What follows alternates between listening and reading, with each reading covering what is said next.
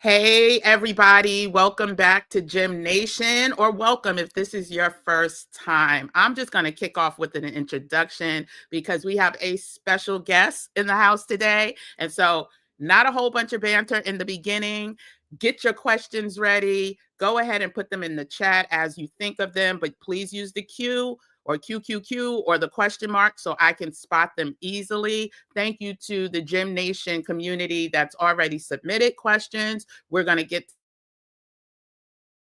ignore any buffering. StreamYard is StreamYarding, but we're going to get through this, y'all. So I just wanted to first say thank you to everyone who's been so active in this community. We are living in interesting times, and I think this topic could not be more timely, right? People are looking for options. People want to know, if I decide to move away or spend some time out of this country, how can I possibly do that and make a living? Is teaching abroad a thing? Is it safe for Black women? Is it viable financially for, my situation? And what's the outlook for the future? Well, do not fret, child. We got a expert in that topic, on those topics with us today. And I'm going to bring her up in a second. I just wanted to make sure that everyone here, if you are here now, hit that like button. You know what that does. It tells the algorithm that you are in here. If you're like me and you're on YouTube right now, you may want to get in here too. And it just helps get this message out, a message that we at Gym Nation know is so important as we are trying to stack odds in our favor, come whatever. We don't want to be, you know, sitting around not being active. We're about that action, and we're about making sure that we stay ready so we don't have to get ready. And so, again, I'm not going to ramble too much. I'm just going to go ahead and bring up our guest, Yasmeen Coaxum. And if you read the thumbnail, she's going to share all you need to know about teaching English abroad. She has taught in 4 different countries, but we're going to hear directly from her in a second. Hi, DV Mahoney. Good to see you. I hope you got my email. It was scheduled to go out this morning. I didn't check. Hey, LaRonda. Hey, DV. Oh, that's DV again. Hi, Cynthia. Good to see you. If you're new here, go ahead, say hi. Let me know where you're tuning in from. And I'm just going to go ahead and bring up our guest. Listen, y'all, she's a little bit nervous. I don't know why. One of the smartest women I know, but we're going to embrace her in the family with such love that, please, by the time we're done, she's going to be wanting to come back. So without further ado, let's bring up Yasmeen Coaxum. Well, hello, Kim. First of all, I am so excited to be here with Gym Nation. I just want to say I'm really grateful that you are bringing the gyms to our community, right? To a lot of communities that are looking for this information. You bring a lot of things. You're bringing health, you're bringing travel tips, you're bringing, what was the other day? Bricks, okay? So Well, these are all wellness, travel, and yes, finances. Yes. yes. And and I particularly bricks, that was like super interesting for me. So much love to this channel. I'm so glad that you have developed this channel for everyone out there. So a little bit about me. Right now, I am an adjunct instructor at Columbia University here in New York. And I also adjunct occasionally at Long Island University, the Brooklyn campus. And I also do a podcast which serves as professional development for K through 12 educators that are in the English language teaching and just multilingual teaching space. And it's called Our Burning Questions. So those are the different hats that I am wearing at this time. And I'm really happy to share how I kind of got here.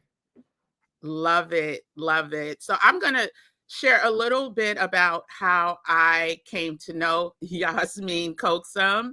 And it was decades ago, quite honestly.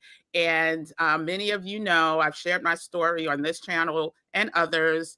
And I am a former employer of a little old brand called Essence. And during my time at Essence, I had the distinct honor of working with Miss Yasmeen Coaxum. And when I tell you, one of the smartest people that I had the pleasure of working with. She worked in our department, and I knew just from my time with her that if Yasmeen did not want to go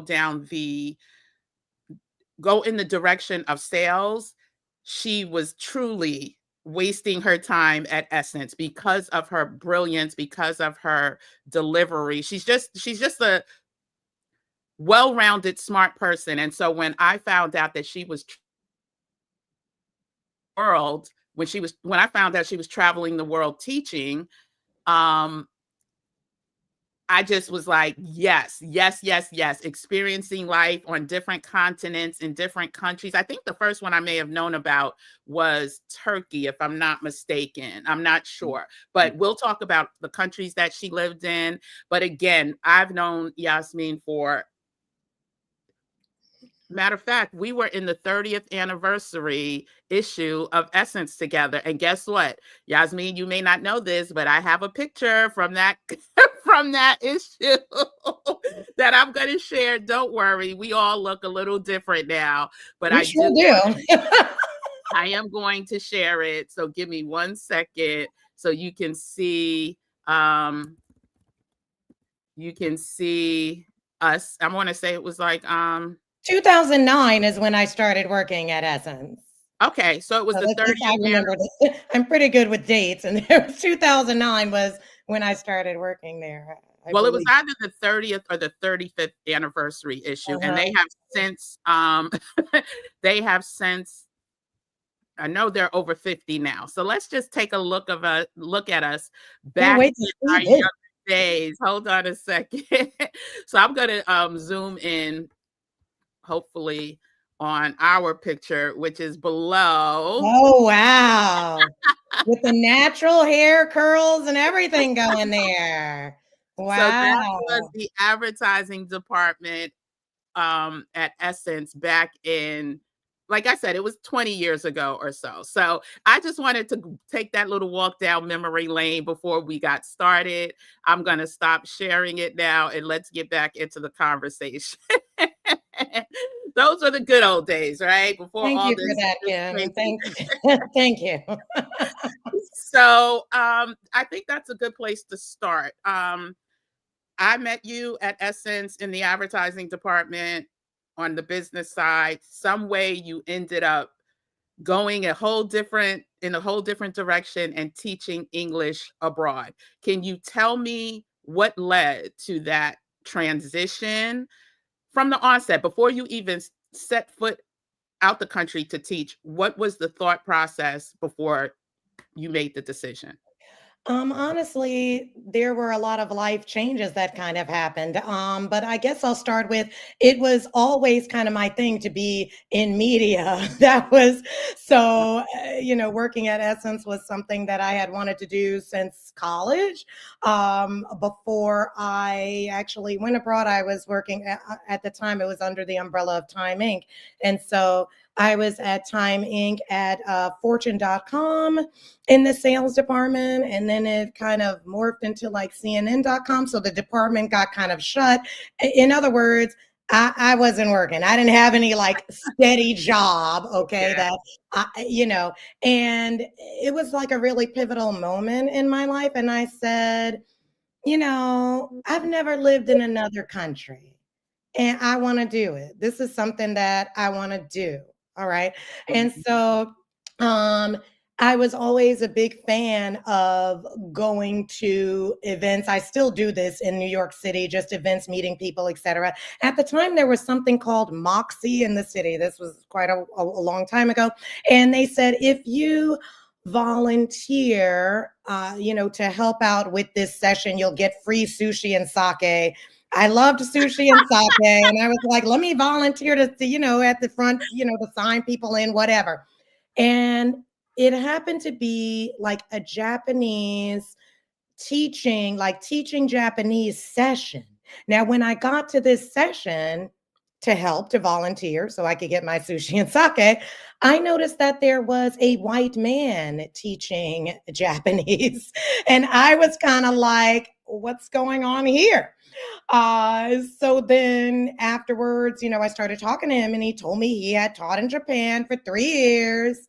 And basically, that's really what started the ball rolling because I definitely wanted to live in a country that was completely foreign, like just the culture it would be like distinctly different, etc. Now, initially, I was thinking about Spanish speaking countries because I minored in Spanish in college. And I was in a very strict program in my high school in terms of only speaking Spanish in class. So Spanish was my jam, I thought, right? But in terms of me making this type of step in my life, I definitely needed hand holding.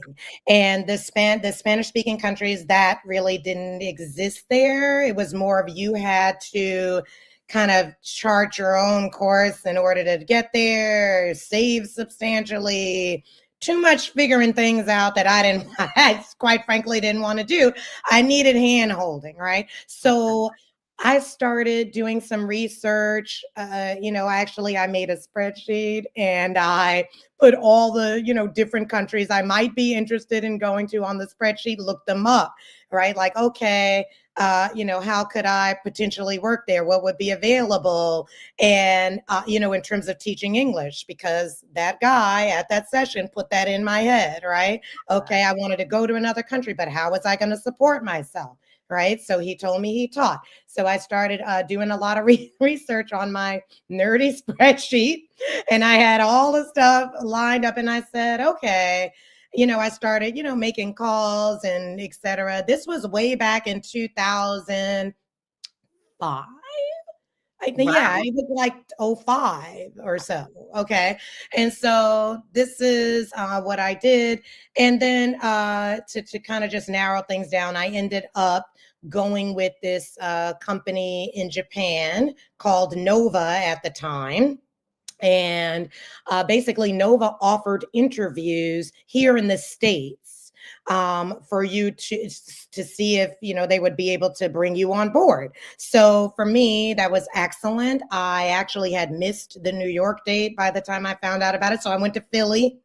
Okay. And I was interviewed there. It was quite a long, I feel like I was there like almost all day for the interview process. And yeah, and so that's kind of how I started out. Now to explain a little bit about Japan in terms of being accepted there, working there. As I Wait, just I'm sorry. Before you move on to Japan, can you explain why you had to interview in Philly? I think I missed that. So can you Okay. explain why you had to go to Philly versus interviewing here in New York? Okay, yeah. So what happened was they basically did like an interview tour in the US, but I had missed the New York date.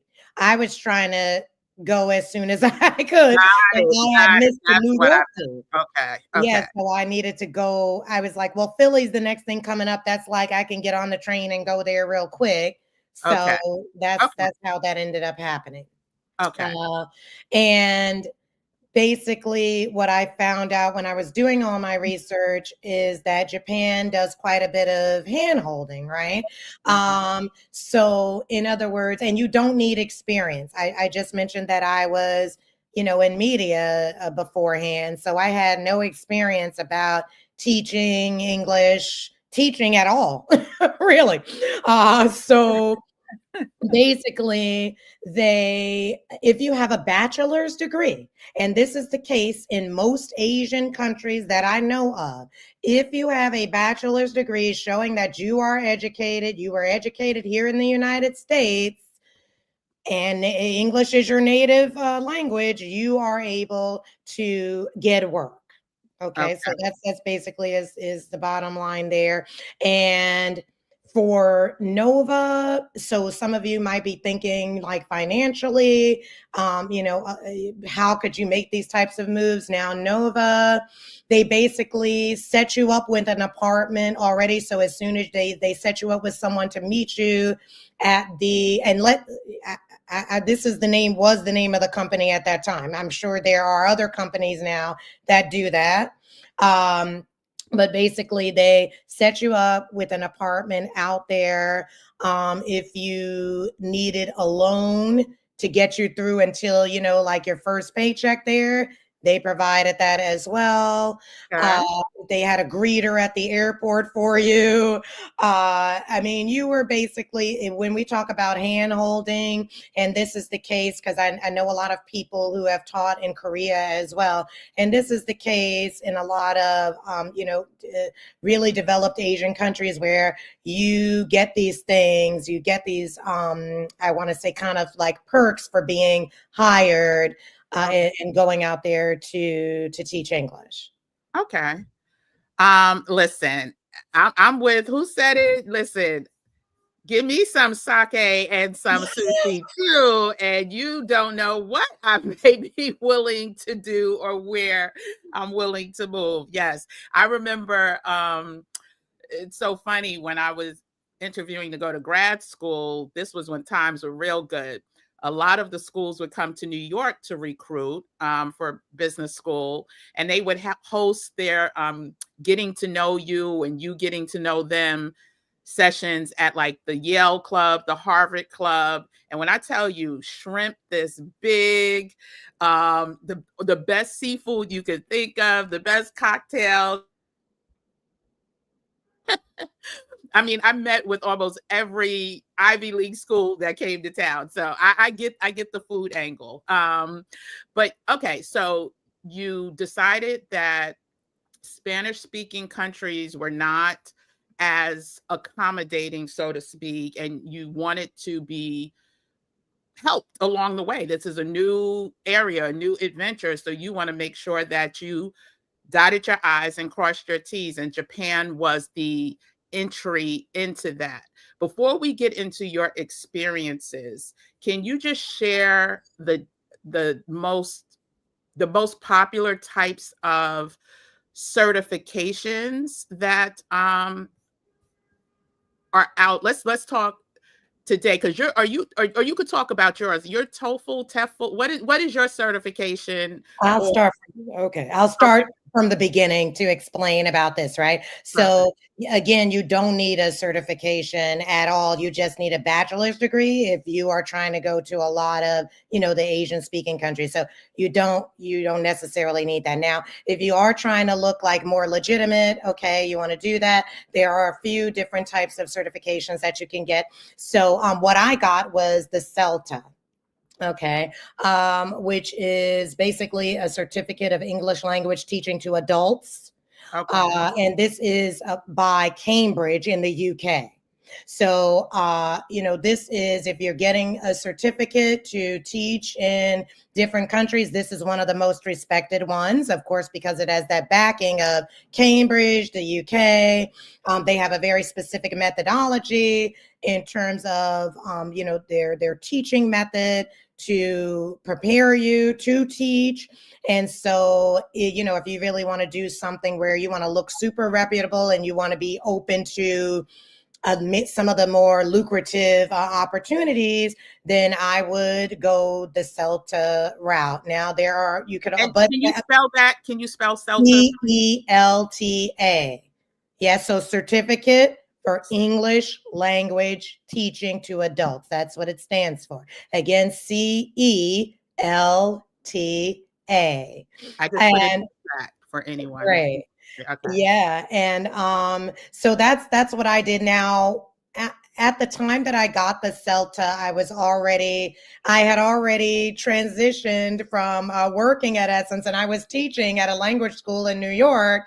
And I was like, I've been enjoying this teaching thing. Let me get certified, because I still wasn't certified, even though I had been to Japan, I had taught in Japan, still wasn't certified. So, I decided to go with the most reputable in terms of just getting a certificate. It is more pricey than if you're just getting like a TEFL, or if you're just getting a TEFL, it's more pricey than that, but I feel like it's worth it if this is something that you really would like to kind of dive into. Now, let me explain. When I say TEFL, TEFL, right? That's teaching English as a foreign language, right? Okay. So what does it mean? You are going into countries and English is a foreign language there.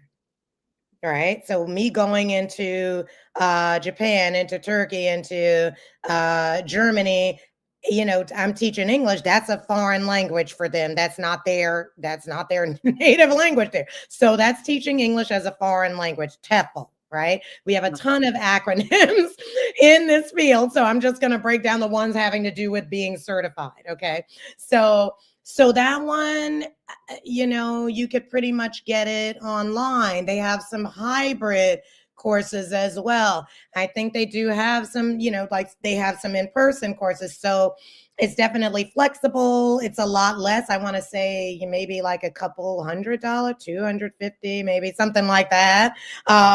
So it's definitely affordable. And, a lot of people, you just want to kind of like wet your feet in terms of doing this, I would say that's definitely the way to go. Now, again, for me, I already had discovered I kind of like it a lot, and I would like to, be able to get into the upper echelons, if you want to call it that.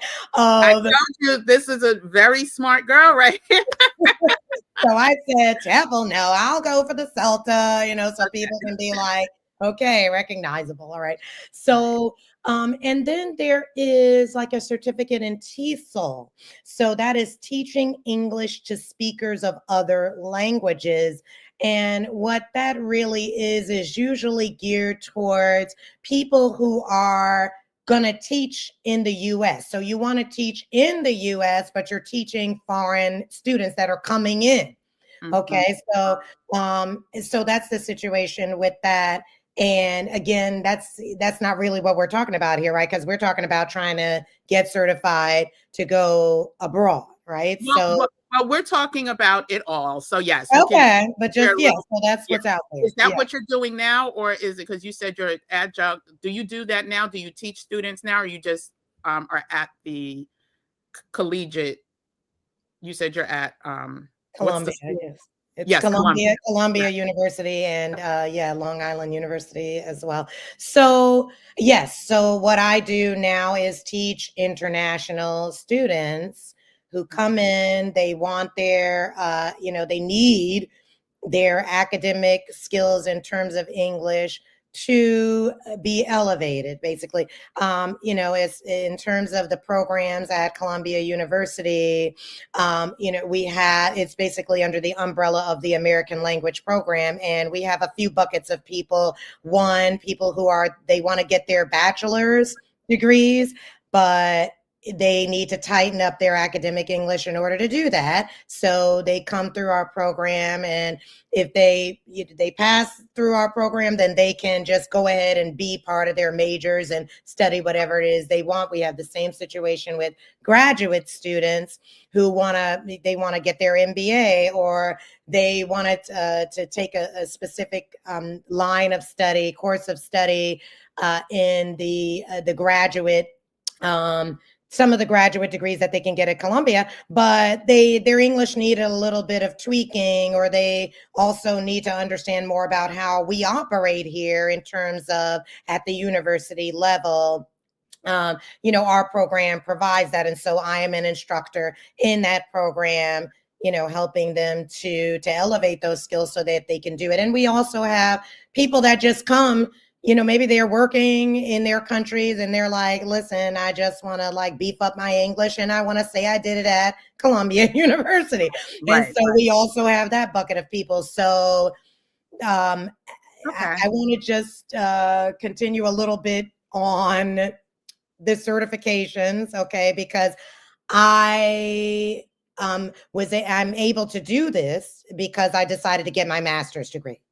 So Oh, if I hadn't gotten my master's degree, I wouldn't really be able to be teaching at Columbia University, or the universe at the university level here in the States. You could teach at a language school, right? That's what I did when I first came back. I wasn't certified. I didn't have my CELTA, so I was at a language school.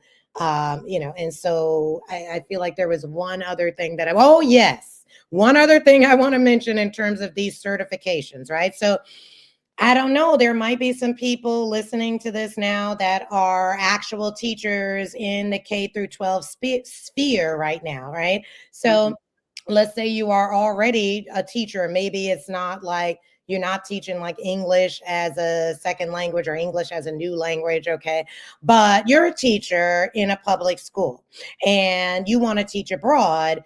The fact that you have gotten a certification as a teacher means that you could teach at international schools abroad. And those are some really cushy packages that Yeah. they that they offer there if you're going to teach at an international school. Now, I never went that route because I never taught in public schools, right? I just kind of really wanted to deal with university level students, right? But if you are in that boat, you already like have a leg up, because there's a lot of countries where if you're a certified teacher, you can get some really cushy gigs abroad. And they're super cushy because of the strength of the dollar compared to the strength of their currency. And so I've seen, especially in places like Thailand, where people are teaching at uh, international schools, living in these amazing condos, but the condos only cost $500 to $700 a month, and they have all the amenities, and they're um, the schools help them, along the way. Like you said, they do some hand holding and getting them set up in the country that they're going to, including like visas, helping them with the visa process and everything. So before we go on to the next question, I just want to quickly see if anybody here has a question based on everything we said. There are a lot of people interested. So let me just say, I put it across the screen. I'm going to take it off. Yasmeen has a podcast, and she is going to be offering a one-on-one consultation for anyone who's interested. As my computer buffers, the link will be put in the description after this, a little after this live. So again, it'll be a one-on-one session. You could pick her brain based on the country she's lived in, based on the certifications that she's spoken of, and to see, how you may align with any of this. So, okay, let's move on to your lifestyles in these countries, right? And it kind of goes in line with the cost of living, right? So you've lived in Japan, you've lived in Turkey, you've lived in Germany and Spain. And can you just give a, summary? We don't have to get super detailed. I want to respect your time, but we don't have to get super detailed into each country. But if you can just give a little insight as to what it was like living in each one of the countries that you were able to teach in. Sure. So basically, Japan, I was lucky enough to be posted in Tokyo. And as a New Yorker, that really was good. That was good. Uh, so my lifestyle was really, I mean, it was fantastic out there. The problem now, Kim was just talking about if you go to countries where the dollar is stronger, right? But I mean, in Japan, it wasn't like that much. The difference in terms of that, and definitely in Europe, it was like higher than the dollar. So that was something that maybe I could have done differently, is gone to a less expensive country or area. Okay. Where was I living? I was living in Berlin. Okay. Berlin, Germany. All right. And in What about Barcelona, Turkey? Spain. What And Turkey? Turkey, yes. Okay, that was one where the dollar was stronger. Okay. Okay, that was one. All right. Yes, yes. Um, but so I want to say, yeah, Tokyo, I had a really dynamic experience out there. I found the Japanese people, the culture, everyone there was just like insanely friendly. I remember my first few days there when I was still trying to figure things out. And, this was before like Google Maps and, you could just click, click, click and understand where you were going. Like, so I was looking at like maps and things like that, or I would come to the train, the first couple of days trying to figure out how to maneuver things. And people would come up to me. Japanese people would come up to me. The first time it happened, I was like in the train station of the first area where I was living, and somebody was like, "Oh, are you okay? Do you understand what you need to do?" And Wow. as a New Yorker, I was like, "Huh? What?" Why are you talking to me? Yeah, I mean, nobody has Right. ever in New York City seen me and look confused and be like, "Oh, do you need some help with something? Do you understand where you're going? Did you get it?" So I was kind of like shocked by that, but I was just like, "No, I think I'm okay," trying to figure things out. And part of it is because of the politeness, etc. But another part of it was that they wanted to practice their English. Okay. They Oh, were like, yeah. clearly, this is a foreigner, probably speaks English. Okay. And so they were like, yeah, we're going to practice our English. And so they talked to me for a little bit after that. And, a lot of that happened, though. A lot of that happened. I would be like looking up because a lot of things were kind of like built up. I mean, up instead of across, I guess I want to say in Tokyo, in terms of like buildings and the numbers and understanding where to go. So anyway, I would be looking up and they would be like, "Oh, do you know where you are? Do you need some help with the, directions?" Like, Right. so I had a great experience there. I also met quite a few other Black women out there who, to this day, I'm really close friends with. Someone I met out there that lives in Westchester. Oh, Uh, wow. and when I had first moved out there, I was living in the Bronx before I moved to Japan, and so I met her at like a foreigner bar, Wow. and of course, the brown people, the Black people, we're like, "Oh, Travel. ooh, ooh." Right. Okay, so that's what happened, and we talked, and yeah, we're still friends to this day. So, and then I met other Black women out there, and I actually had a friend of mine here in the States was like, "Oh yeah, one of my friends is coming out there, like her boyfriend's a musician, yada yada. Anyway, why don't you guys meet up?" So I met up with her, and then I took her out with like my crew. And she was Oh, like, "Who wow. knew? So many." This was a Black woman. She was working at BET actually at the time. And so she was like, "Who knew there were like so many brown people out here? Black people, brown people out here, just kind of doing things." So, and in terms of how the Japanese people received me, I mean, I didn't, I felt welcomed. As I said, I felt actually like a prize out there. I really felt like a prize.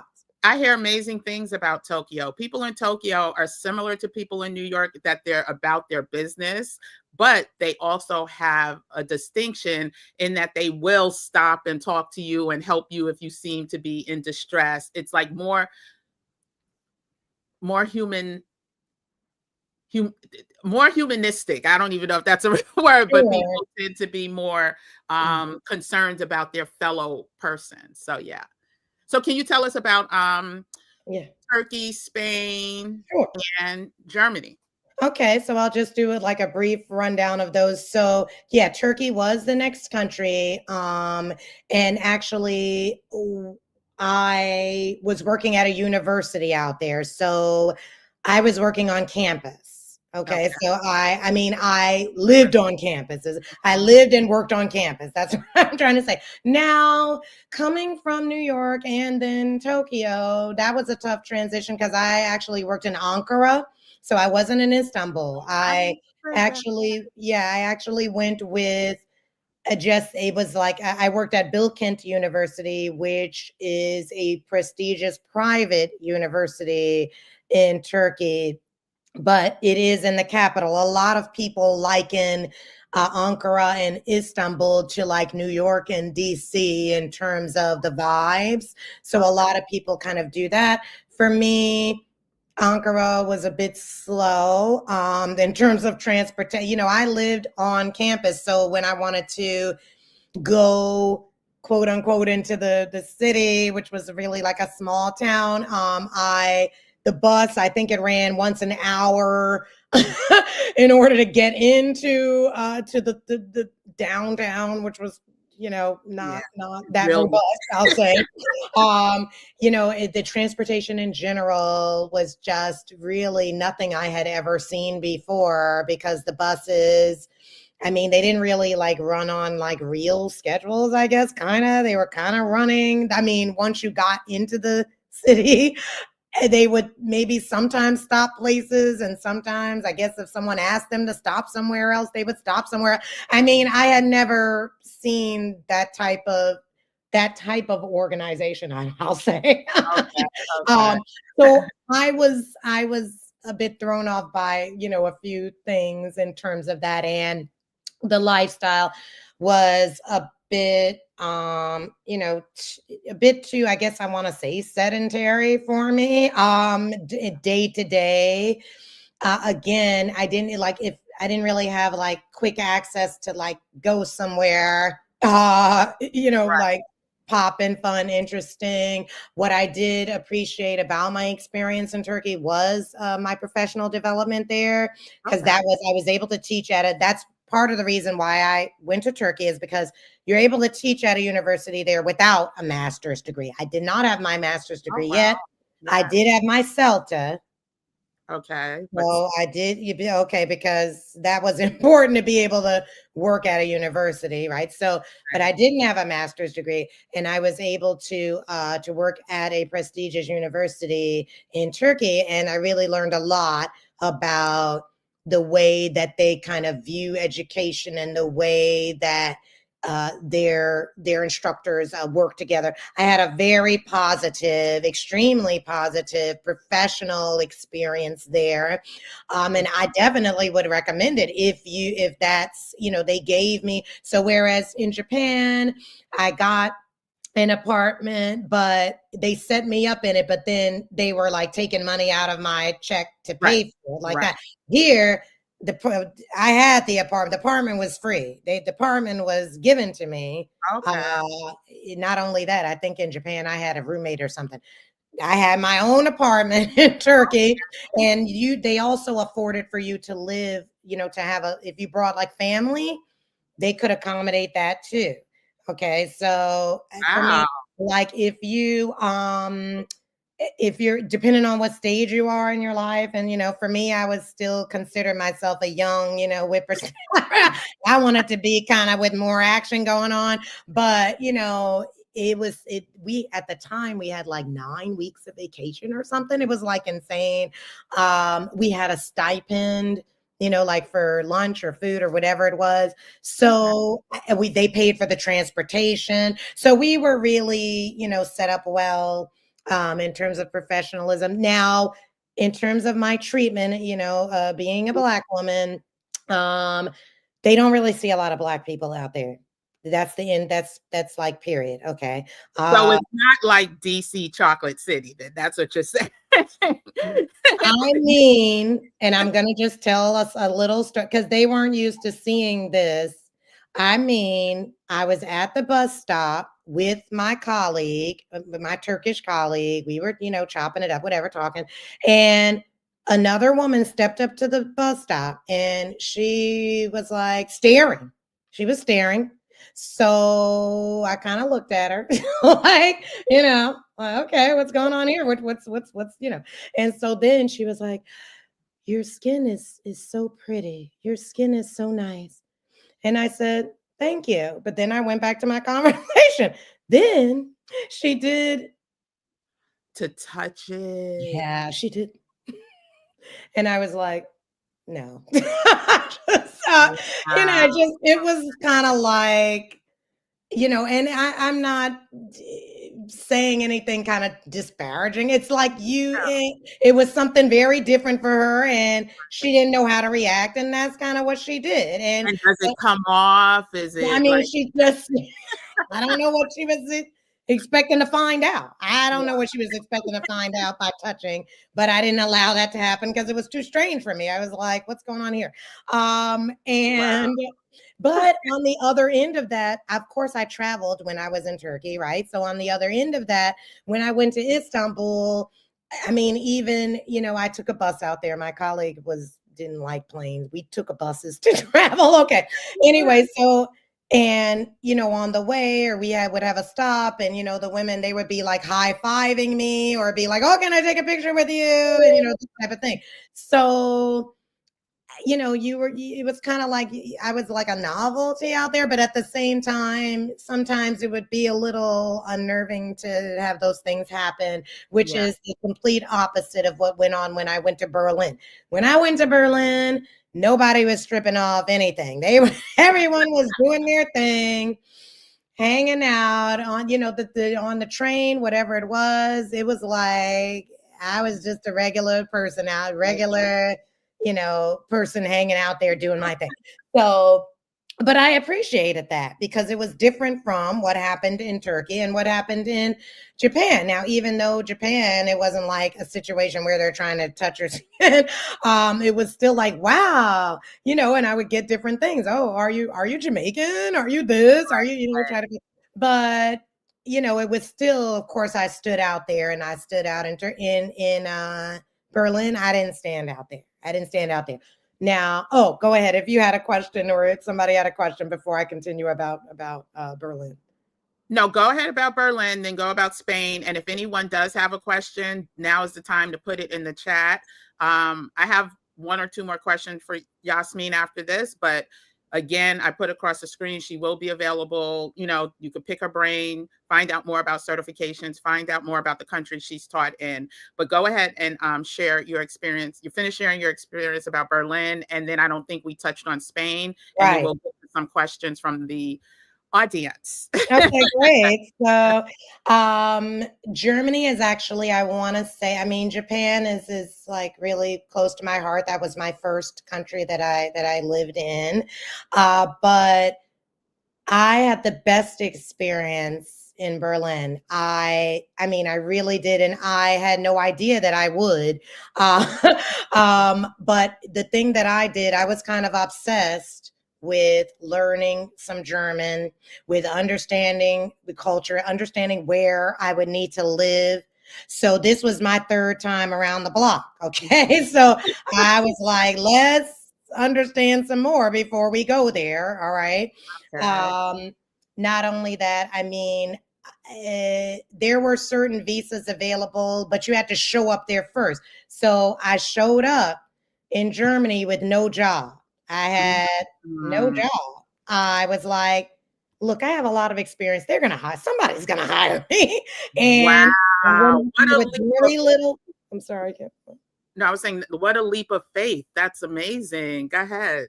I showed up with maybe, I hate to admit this, but I only had like maybe two months of savings. Okay. And I showed up because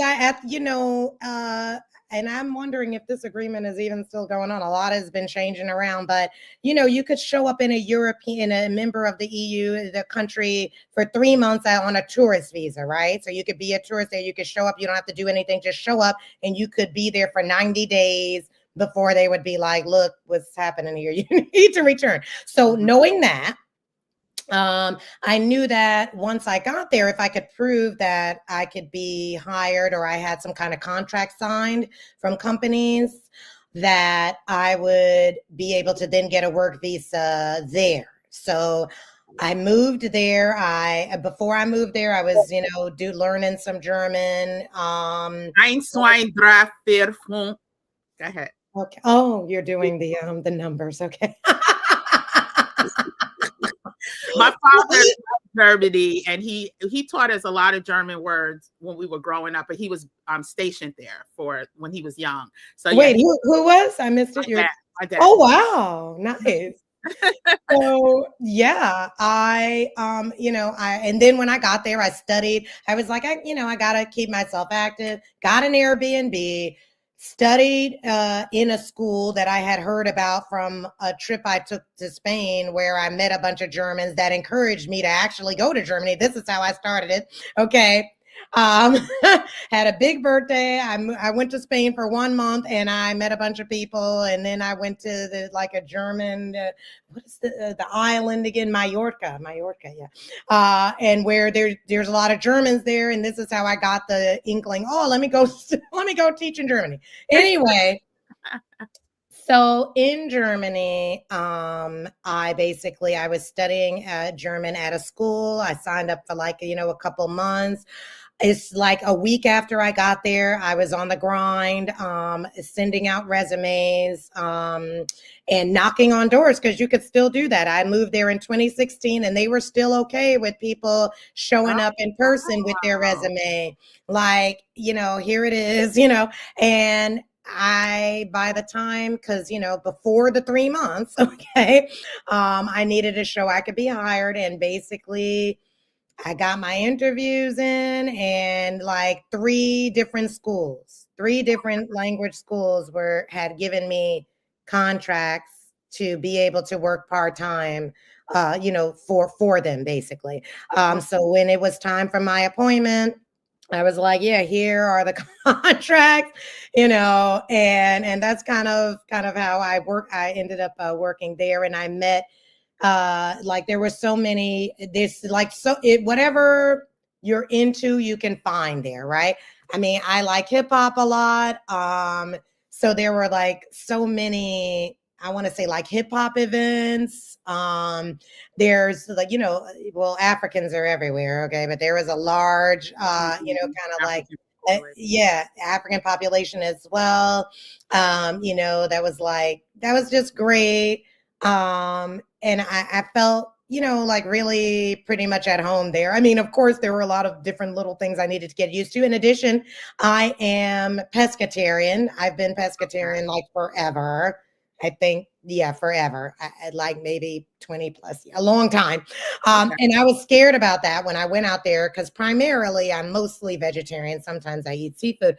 But excellent place. If you have dietary, anything, vegan, they had loads of vegan stuff, loads of, I mean, loads of healthy. I mean, if you're into that, you could get that there too.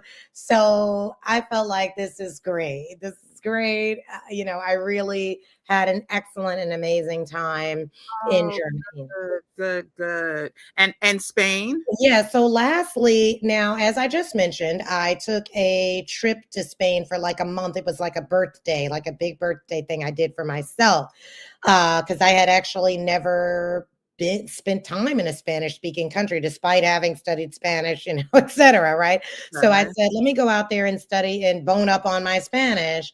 And it was just, I fell in love with Barcelona. I fell in love with the whole vibe. And I said, I have to live here legally. I mean, I have to live here at some point. I have to live here. So how did I go about doing that? For all I said about Berlin, the weather wasn't the best. So I was really kind of ready to go to some sunshiny shores, I'll say. All right. So what I did was I decided to get my master's degree. And I decided to get my master's degree at the University of Barcelona. So that is how I was able to, to live there. Yeah. So I went through that process. It was quite a process, changing over and whatever. Some papers needed updating, but I was living in Germany when I was doing this. I didn't come back to the States. So whatever I was doing, I had to be doing it from Germany and getting my papers together, whatever I had to do. Transcripts from, people back here and stuff. So I did that. So mainly when I was living in Spain, I was studying. I did a Swift 1-year program. I didn't want to extend too much beyond that, just because I was just I didn't want to be studying in anybody's school. I was at the age where I was like, yeah, I want this, but I don't want to extend. I don't want to be on a 2-year situation studying. Right. So I 1 year studied there. In terms of teaching, I feel like a lot of Americans out there, they get like jobs tutoring. So I was a private tutor for these adorable little girls. One was like 12 and one was like 6 or so. And so that was, in terms of like the work, and a lot of people that were out there, Americans, or, because my program was actually international. So we had people in the program that also, that English wasn't their first language necessarily. But if you were American, I knew quite a few other Americans out there that, got tutoring, and that was through basically like the university. Some people like knew other people who needed some help, in terms of tutoring. And so that was the scene out there. That's big in Mexico too, private tutoring. There's a lot of, I lived in Guadalajara for a little while, and a lot of universities there. And even when I lived there, I'd be at a cafe and someone speaking Spanish would come up to me and be like, and have a note from like the university, like they want to have a conversation because it's part of their course requirement, right? Uh-huh. And I also knew people that started their own business doing private tutoring because it was such a need. And this was 2023 in 2020 last year. No, 2 years ago. Wow, we're in ago. 2025. I know, right? Exactly. I do want to get, because I don't want to lose you before. Are we okay with time? I just want to make sure it's. Oh, for me? Yeah, for you. I'm good. Okay, good. Yeah. Okay, so DV Mahoney wants to know, do all countries require college degree in conjunction with certification? And I think you covered it before she came in, but can you answer that for her, please? So what I mentioned before was just that the Asian countries, you don't necessarily need any certification, but you do need a bachelor's degree. Okay. Right. So, and with the other countries, I mean, in Turkey, yeah, I needed it. I was teaching, I wanted to teach at a university level. So, they are at that level, definitely looking for certification. And I want to say, in most cases, depending on the level you want to take this to, and the income you want to have, that's what will dictate whether you want to be certified. So when I went to Japan, I was not certified. I just had my BA. And it was only conversational English. So no one was expecting you to break down any grammar or anything of that nature. It was totally conversation based. And when I switched over from adults to the kids, and that was really fantastic. So I started teaching kids in Japan in their elementary schools. And when I did that, everything's laid out for you. They're like, okay, we want you to teach them about the flags today. We want you to talk about like food today. We want there's a packet of like lesson plans for you. So, don't feel like you have to be ultra certified or even ultra experienced, basically, for certain, if you just want to teach in what I want to call like language schools, or if you're, doing something that I think they still have like JET in programs like that go into elementary schools or middle schools, things like that. No, you don't need all that, but you do definitely the bachelor's degree. They're big on higher education in a lot of countries. Yeah. Exactly. So, yeah. And sometimes I've heard people who slip through the cracks where they were able to get teaching jobs without showing. There's actually a video online. This girl, she's also from the Bronx and needed to get out of the Bronx. And I don't think she doesn't have her bachelor's, but she went to Thailand and was able to get a teaching job without them asking or requiring her to showcase. So yeah. The luxury bucket list wants to know, how long did you spend in each country? Which was your favorite, least favorite? And if you can, I guess, rank them. Yeah. Uh, Listen, between the sake and the sushi, I know which was your favorite. come on, Japan Kim. to be. It's not all about the food and drink, baby. um, No, you did so say you like Berlin too, but go ahead. I'm sorry. yeah, no. So basically, in Japan, I spent a year and a half. I did not return to the States at any point. I just stayed out there for the year and a half. Okay. Um, and then I think that's when I came back to the States, and then I decided to try and go back to my original love of media, and that's where I met Kim.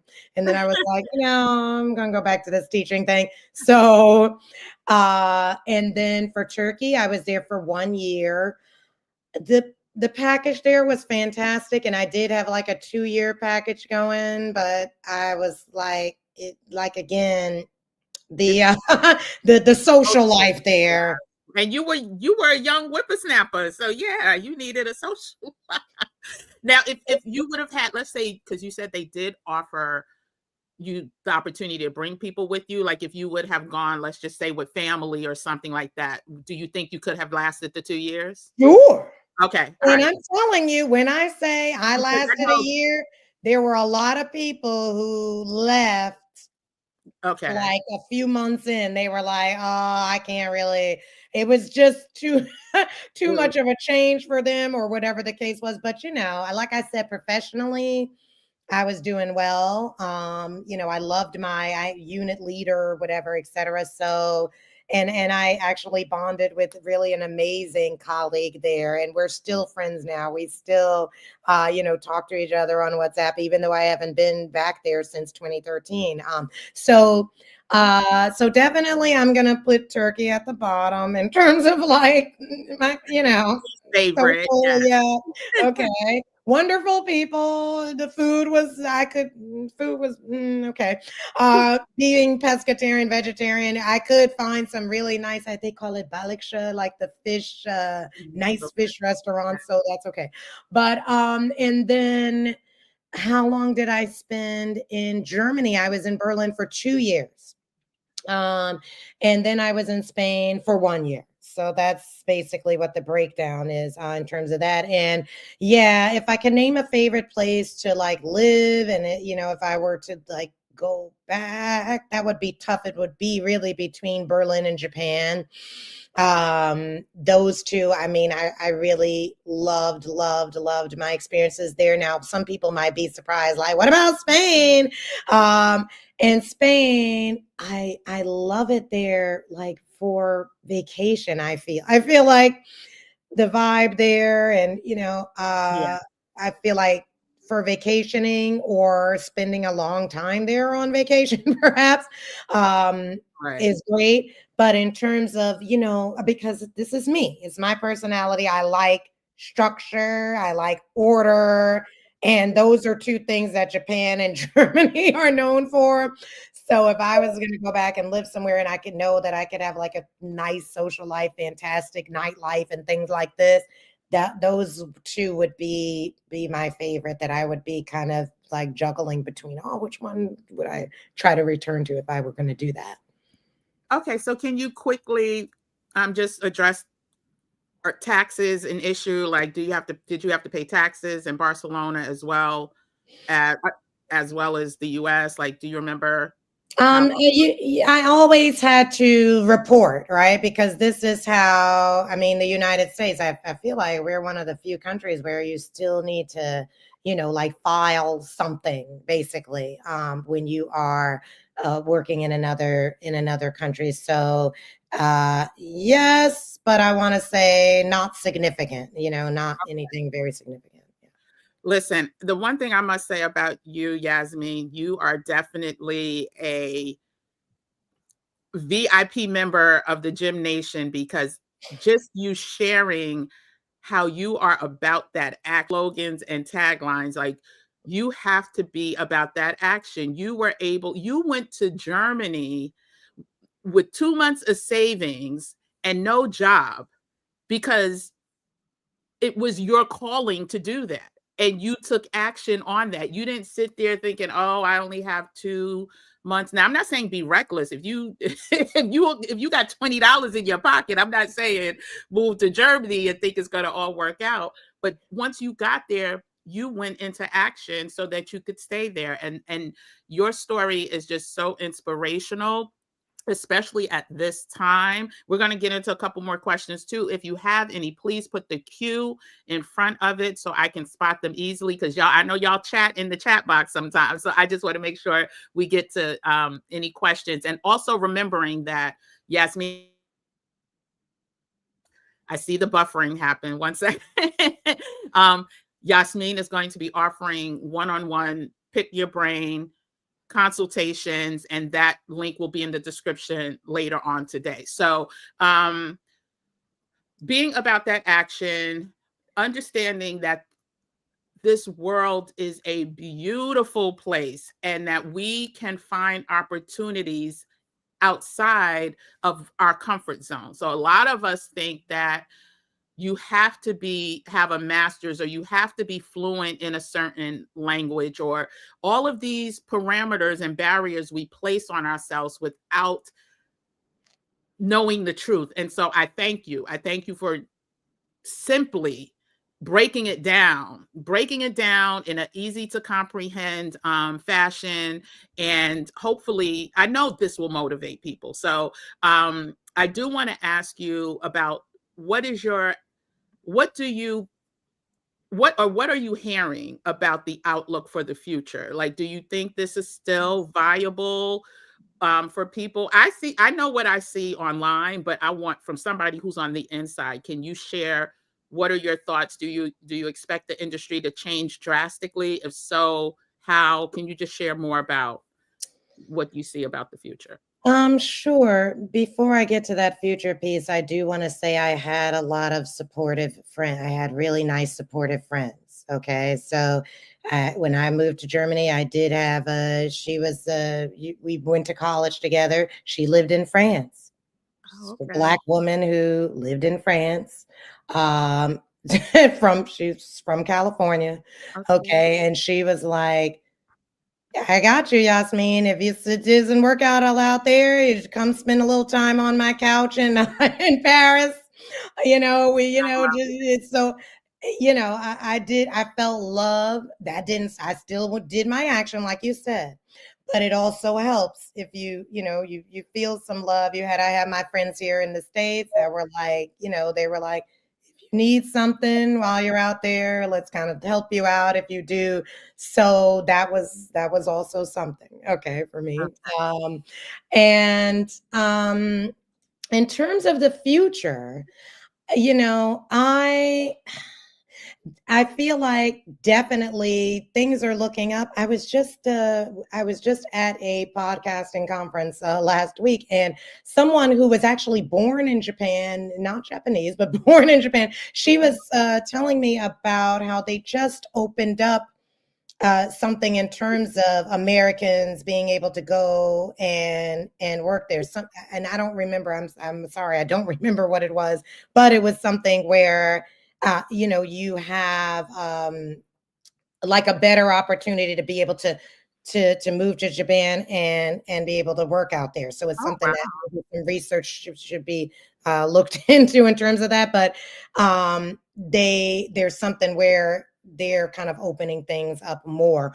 Um, and I feel like opportunities are still out there. I feel like people are, definitely still thriving in this situation. What does, I guess, worries me a little bit is what's going on here in America, and how long we're going to be kind of looked at and as something to aspire to, right? So our country is looked at as something to aspire to, and therefore the language that we speak is worldwide, is so important, right? It's so important for everybody worldwide.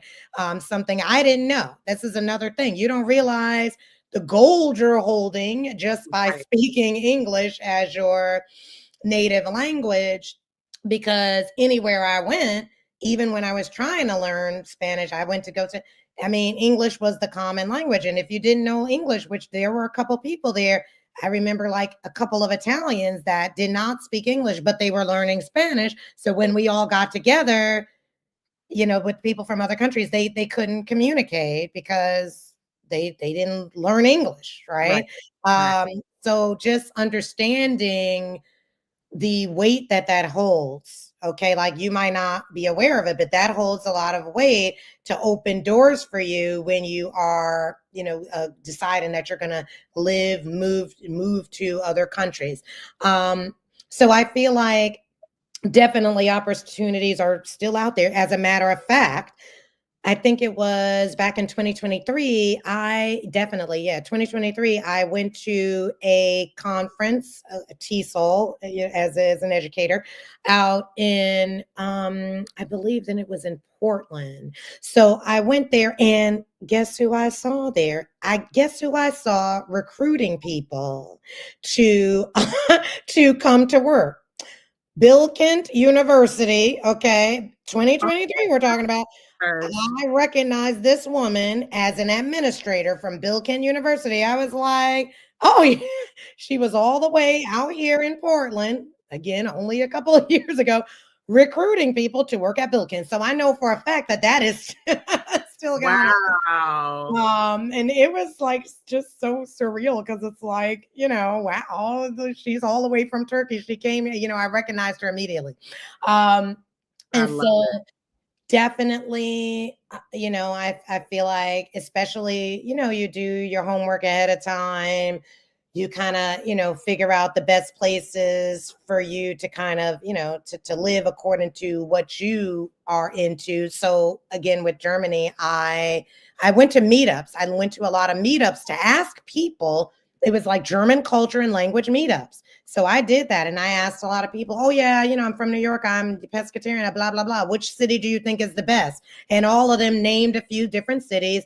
And so I settled on, I said, okay, well, Berlin, because they named, what else did they name? They named, of course, Munich, so they named a few things, and then I settled on that. But, if I were you and it's something you're interested in, definitely, if you can, like, go to meetups or, be able to ask people from those cultures about, like best places, or, I look it up too. You could do that, but I did both, right? So I went online to find out what neighborhood would be the best one to live in Berlin.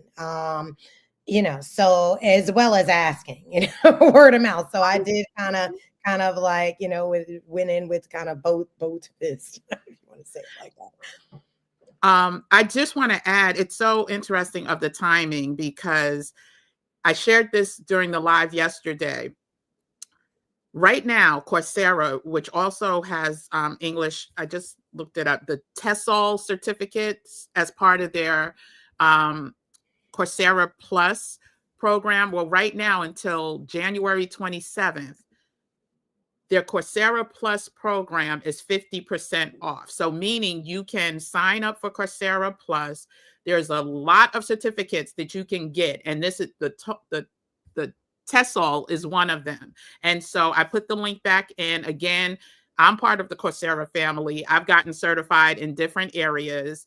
If you want to look, I looked, and it actually has high ratings. It's a 4.9 rating out of almost 10,200 reviews. And so you can do your own research if you're interested in, a potential program that, seems to have high ratings. It's not the Cambridge route, but but you can check it out. And so in addition to that, I want you to come back later and check out our description, the show notes, so that you can have access to Yasmeen if you really want some personalized information, some personalized insights about the industry. And I'm so happy to hear that you're saying that right now things seem to be in growth mode. Now, we don't know, like you said, no one knows what's going to happen to our country that is in executive order mode, right? But we're not going to disappear tomorrow, and English is still going to be necessary for a lot of people who do business, right? So rather you're doing business in the European countries that speak English or here. And go ahead, Yasmeen. No, I really want to, that's something I didn't highlight for everybody, is that when I worked in Germany, I was teaching business English. So I did get another certificate, you guys. So I got a certificate in teaching business English. Why? Because as me and Kim just said, I worked with her at Essence. Before that, I worked in corporate America, right? So I understood how business works. Right. And so when I went to Germany, primarily I was going into corporations, teaching business English. So that's what I was doing there. Okay. So listen, I will once again, for those of you that weren't here, I will just show you once again. Yasmeen may not know this. We kept in touch for a long time, and then life happens, and then and then I wasn't in the country.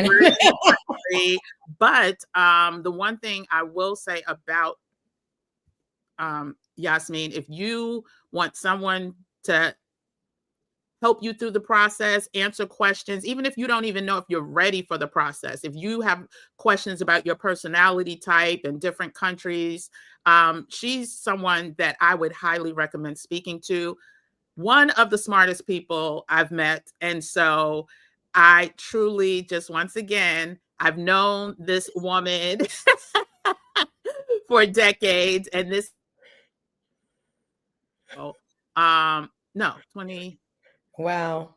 Almost, it was the 30th or 35th anniversary of Essence. And so this is us inside the magazine. She was the whippersnapper of the bunch, but I would say probably the smartest. And so again, I am so excited to have her on this platform. Kim is too kind. That's really, Kim. No, I'm honest.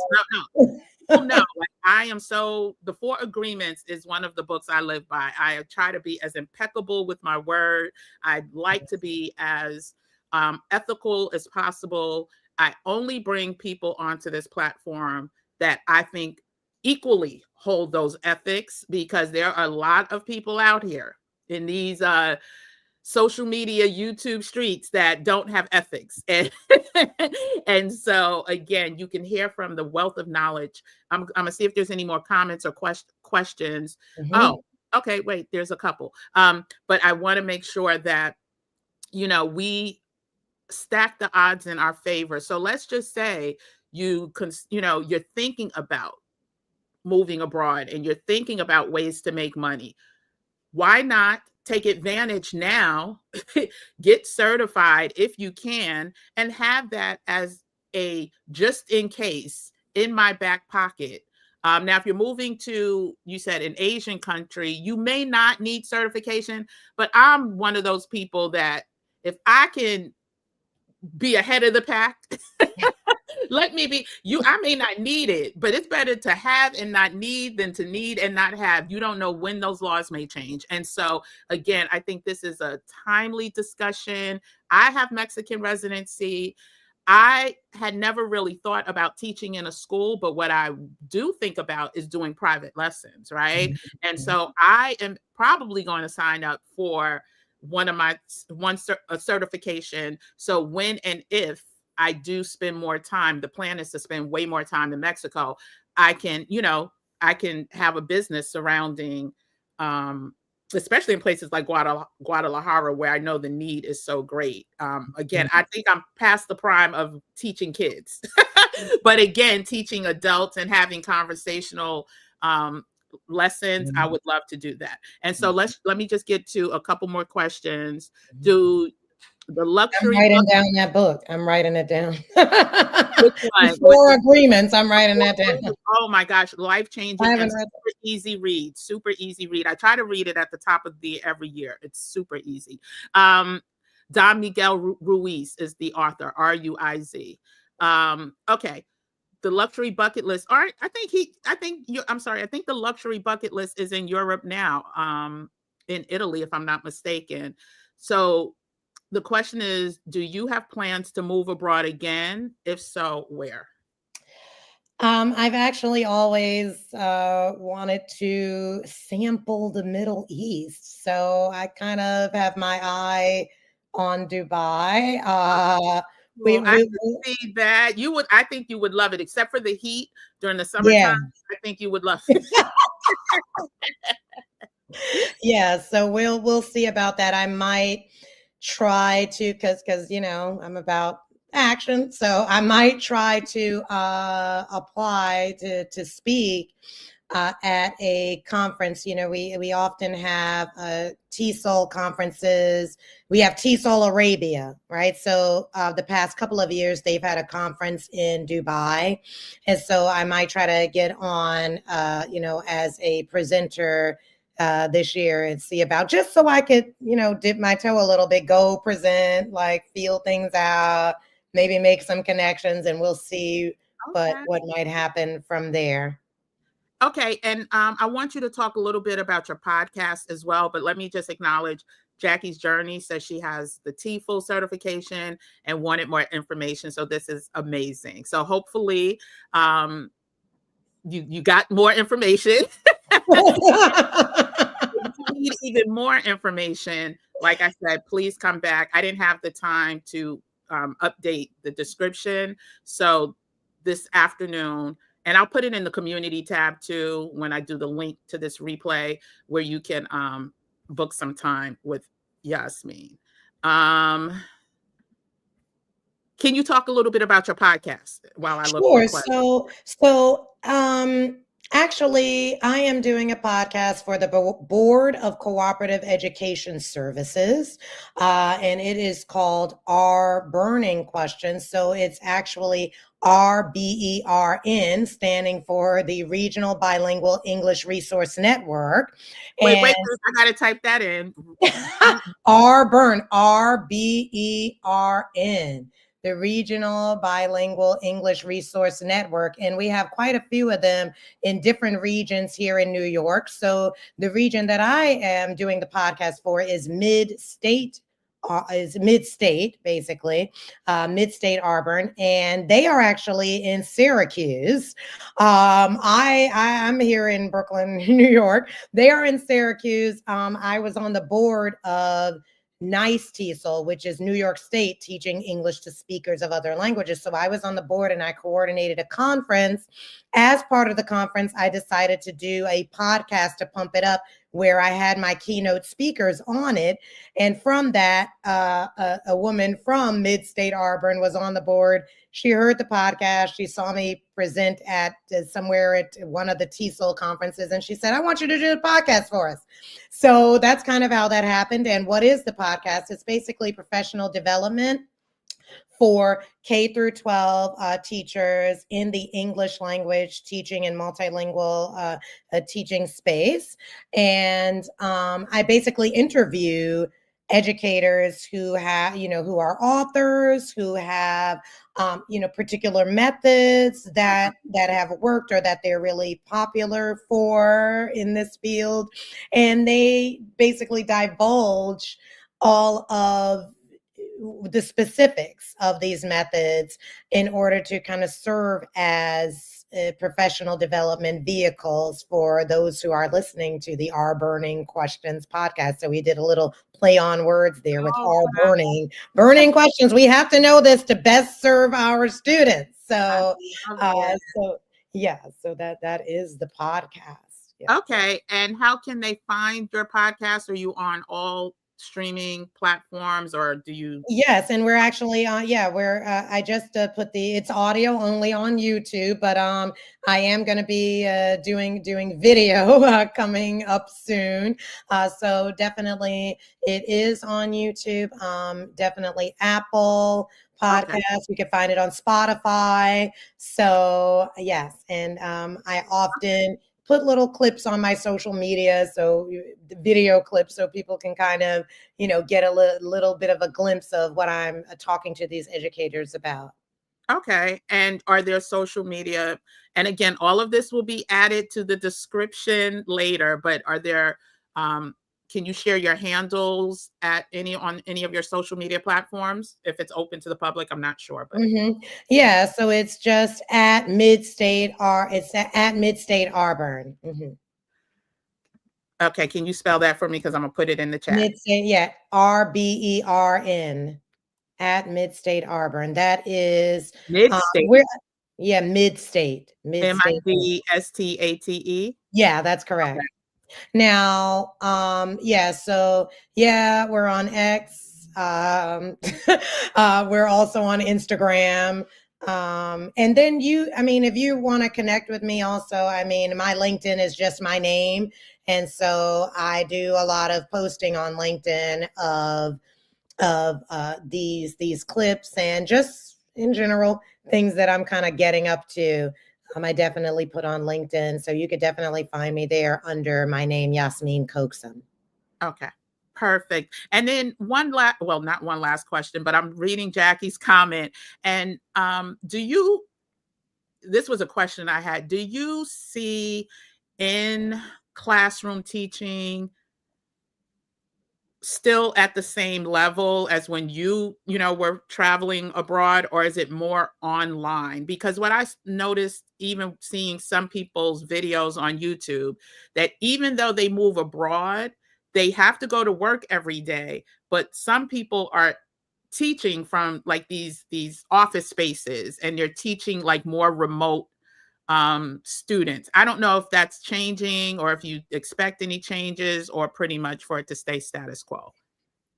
So when I worked in Germany, we actually had quite a few of those situations where there were some executives that preferred to be taught online. And that was back in 2018, like because I was in Germany from 2016 to 2018. So even during that time, people were doing stuff like WebEx, though. That was it. This was like, yeah.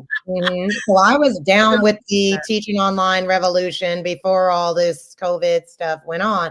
I Right. was, teaching using WebEx and also like even Skype, basic stuff like that. So even though, and there could be like hybrid situations that were going on as well. So Okay. even though maybe some points they can meet in person, or we were even in the same city, it just was more a matter of convenience. And so some people did prefer to be taught online. So I feel like that's just where we are now, where some people would prefer the convenience of learning from their office or from their home, whatever it is. And some people prefer to, be in person. So me, myself, if I'm going to try to learn something, a language, just as me, it's my personality. I like to be around people, meet people. So I would probably opt for doing something in person, but it's just really up to your lifestyle and what's really convenient to you. But it's definitely still where we're at, where it's Okay. either of those things. Yeah.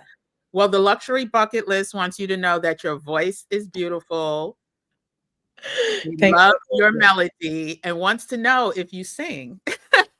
I am going to say that when I was a kid, I was all about entertainment, dancing, singing, doing like fashion shows. I was doing all that stuff, but I feel like my dancing was my strongest out of those things. So the singing, I will share that in one of my language schools here in New York, I did do like I did a little talent. They had a talent show.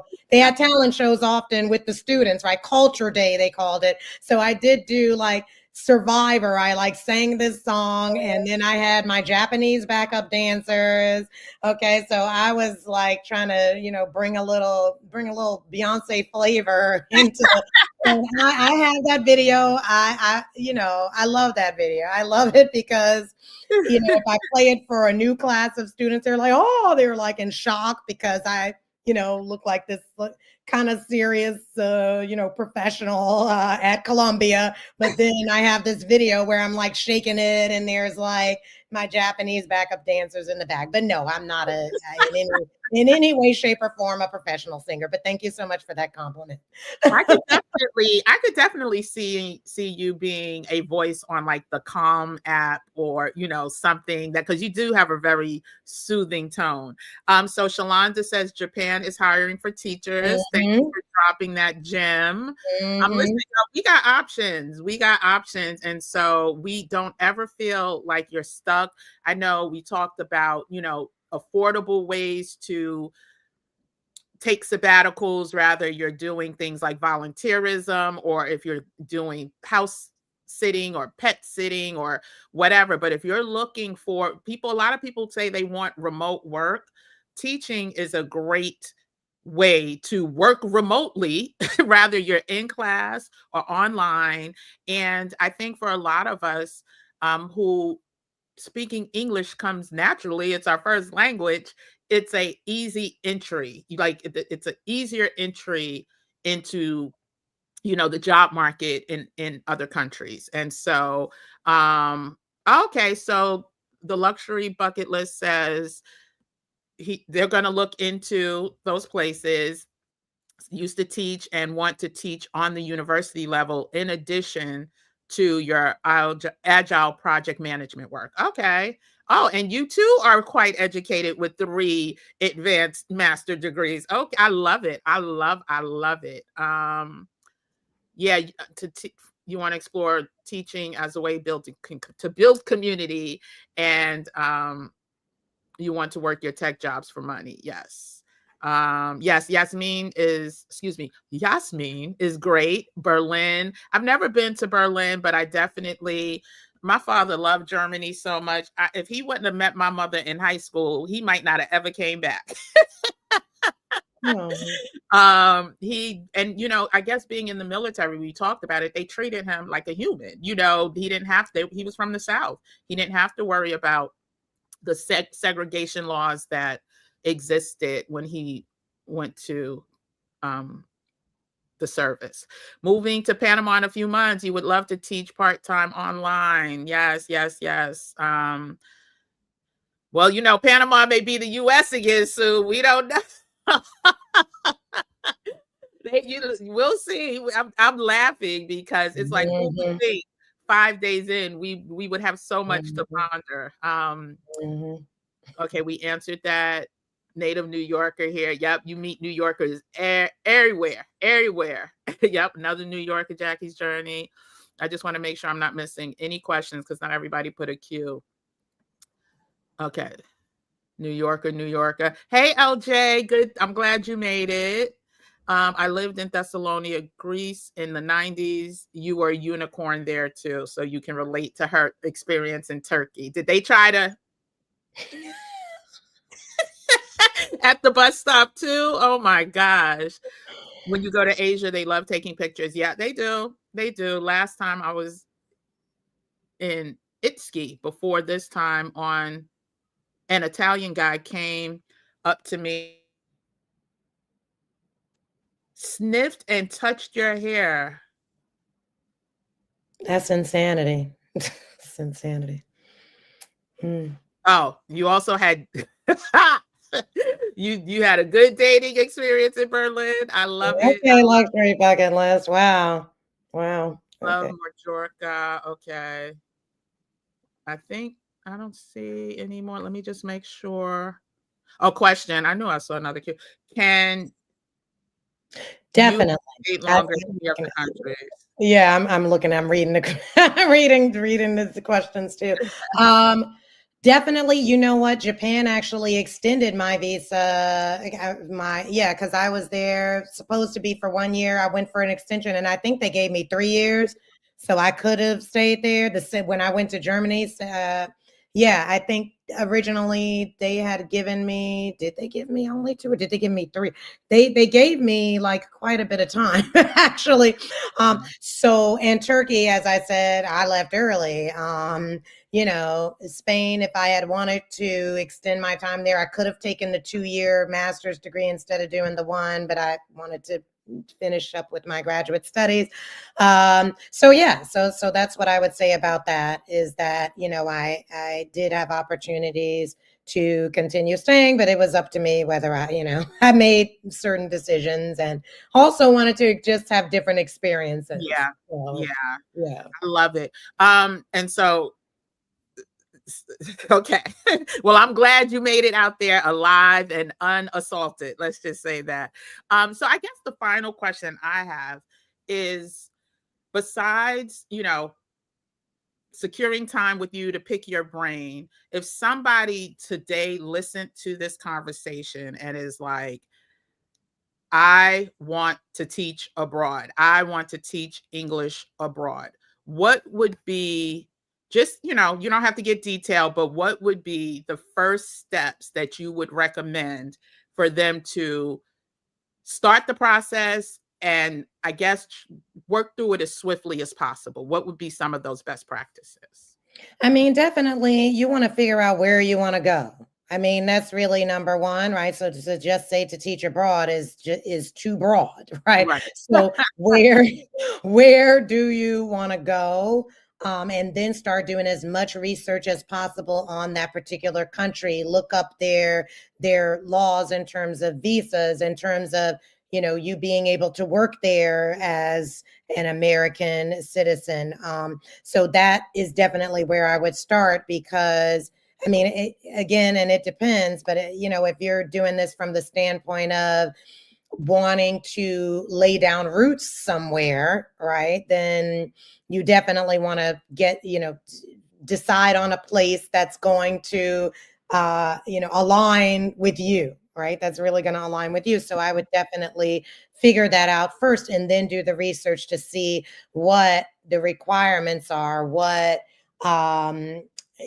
even just general lifestyle situations there, right? Just looking up, blogs of, people who might have spent time there, lived there, to find out little things that you're not going to find out if you're just going to like work, right? Like, I mean, I'm not going to understand anything about like the transportation, particularly from the campus to wherever it was, and how Turkish men and women view socializing, things like that, that can make or break your social situation out there, or your lifestyle out there, are important to research and understand first. So that's really where I would start, is understanding where you want to go, and then looking up the details in terms of getting a visa to live there, what kind of work visas are available. Sometimes you could go on a student visa, like, oh yeah, let's say you want to say that you want to learn German, and you go out on a student visa, which doesn't have as many requirements. But the problem would be there, usually, like, you can't really work if you're doing that. But if you just want to like go to the country, get a feel for it, be on a student visa for a little while, and then see what other possibilities there are. That's also something that people do. So I feel like those would be like my primary steps. And then from there, I mean, it's all about you and what you're trying to do. Are you trying to use this as a way to just explore and to not be in the States? Then you don't want to be bothered with 20 million. Like, obviously you're not like going for a master's or going for even the CELTA. Maybe you're just going for a TEFL. So, again, that depends on the types of opportunities you're looking for. Maybe you have a lot of cushioning financially already, so you're not really that concerned with how much the job is going to pay. But, that wasn't my case. I wanted to, to get really a good paying job if I was going to do this, right? So so that kind of charted my course. Okay. And so, yes, please, please, please, cannot underscore, do your own research. Don't listen to what works for one person may not work for you. You may want to be in the country. I mean, you may want to be in the part of the country, the city, that is the most off the beaten path, while somebody else needs to be in the middle of Tokyo, pop locking, eating sushi and drinking sake. Like, you have to decide what is best for you, because you'll be miserable if you don't. So do your research. When you have experts like Yasmeen, listen to their podcast, hire their services before you make a decision that you are not fully, that you haven't fully vetted. And so Crystal wants to know, how do you communicate with the students if you don't speak their language? Well, most of the time we're not dealing with like super beginners, right? And if you are dealing with the super beginner, there are certain, I want to say when I first did that, I was here in New York and it was at a language school. And my director, academic director, supported me totally. It was kind of like a modeling situation where she was doing part of the class and then I did part of it. I watched and I learned like how to, I want to say, nurture very beginner students, but that's usually is not what I was dealing with. Even when I went to Japan, they usually have some kind of English in their elementary school, which is where I was teaching as well later. So they usually have something. It's just that they haven't spoken a lot. Like maybe there's a lot of writing they've done, a lot of grammar studying that they've done. And your purpose is to be like the mouthpiece because they don't really get to use that knowledge that they have of English, when conversing. So that's what I want to say there is, yeah, usually it's not people who have no clue about English at all. But even if it is, and they're super beginner, then there are things in place usually to help you to be able to serve that population of students.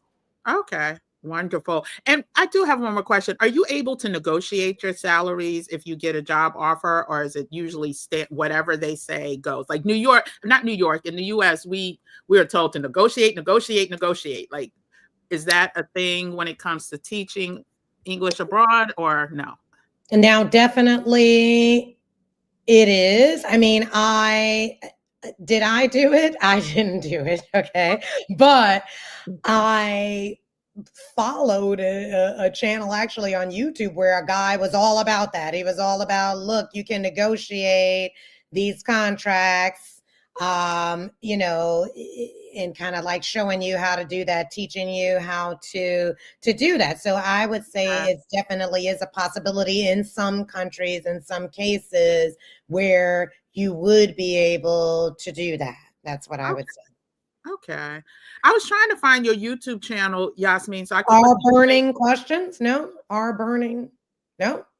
Oh, okay. RBE. ERNING.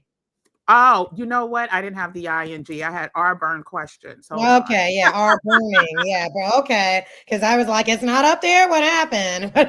Okay. Okay. Yeah, I found it. I found it now. Okay. There's two. There's two of them, right? There's another R burning questions. Oh no, it may be the same one, but there's two. It's weird. You have 23 episodes? Yeah. Oh We my got us here. Like, I have more than that in the hopper. I'm just, bringing them out. I've been working on this project since 2023. Yeah, beginning of 2023 is when I started, and just recently began kind of like pushing everything out. Working with the team to do that. So yeah. Okay, so now that we have reconnected, you're in New York, I'm in New York. I wasn't supposed to be in New York for the winters. I usually boycott winters in Mexico. Lunch on me, dinner on me very soon. Fantastic, Kim. I would love to connect in person again. That would be really wonderful. I've really enjoyed this conversation with you here today, and the wonderful questions that everybody has asked here. So I thank am you. going to reshare this because I actually should have. So go ahead, please follow. Yes, Yasmeen on it's my accent, y'all, my New York accent on YouTube. And you could learn a whole lot more about her journey, what is going on in the industry with other experts. And can you just one more time for people who are tuning in on the back end, just give a quick summary of your podcast and who you interview and why they should subscribe? So definitely. I interview educators in the English language teaching and multilingual teaching space, and they basically provide tips on how to best serve this population of students. So I have had international educators there on my podcast as well, and they give a backstory, right? So if you're kind of, on the fence in terms of even entering this field, I get my guests to tell me each one everyone tells me their backstory. How did they get into teaching? And each story is really very interesting. So, if you think, some people might feel like there's this cookie cutter way that they should do things. When you hear the stories of these educators, you realize there's just a myriad of ways that you could end up getting into this. And a lot of times it just happened, right? Like, I didn't set out to be an educator. I set out to be like, how can I support myself while living in a foreign country? That's basically what so I started from, I want to live in a foreign country, and then, well, how am I going to support myself, right? So everybody's story is different. And so yeah, I encourage you to check us out and to hear about some of the positives and some of the journeys of these educators. And her channel is new, y'all. So please go ahead, subscribe, support, comment in the comment sections. Tell her hi from the Gym Nation. Tell her, we support her and her quest to make this information available. And hold on one second. I see a question. I don't know. Oh, is this for CA Cruz? Hey. Oh, hey. Definitely. Yeah. So LinkedIn, right? You said you LinkedIn. can reach me. Yeah. Well, you could definitely reach me on LinkedIn if you would like to be a guest. Sure. If you if you are an educator of L's or MLs, and you want to come onto the show and talk about some of the things you are doing to boost up your students, I would be happy to speak with you. So definitely, shoot me a message on LinkedIn, and we can talk. Thank you so much for that. I love this. I love this. And I also love for you to go ahead, hit that like button if you haven't already. Share this video. Please share this video. I think this information is there's so much misinformation out there about what's going on. And I've heard people saying, oh, there's no jobs. This industry is, not what it used to be. Y'all go ahead and listen to that if you want to. We have experts like Yasmeen that are letting you know that this is still a viable industry. You're just going to have to, be about that action, right? You have to be about that action so that you can rise to the top and get, those jobs that are available. And so I thank you so much for your expertise, girl. I literally was so happy to see you still doing what I think you were called to do in this industry. And so I would love to have you back, because I do believe that as we see more and more initiatives, like how timely, like people are being displaced and laid off, Black and brown people, just because of the color of their skin. People are realizing that the careers in government that they thought they had until they retired, right, are no longer going to be that. So we need to stay ready so we don't have to get ready. People like Yasmeen can help you do that. You can follow her. I'm going to make her come back. I don't care if it's only for 20 minutes. I'm going to make her come back to the channel along the way, where we can talk more about strategy and, how to make that change if you so desire. So any last words, Yasmeen, before we head out? No, just thank you so much, Kim, for inviting me to be part of your show, Kim with the Gyms. I love that name. And to, to give some, what I hope was some valuable information to Gym Nation. Thank you so much. Thank you. Thank you. And so everyone, we are off tomorrow. We are back Sunday at 7 p.m. Eastern Standard Time.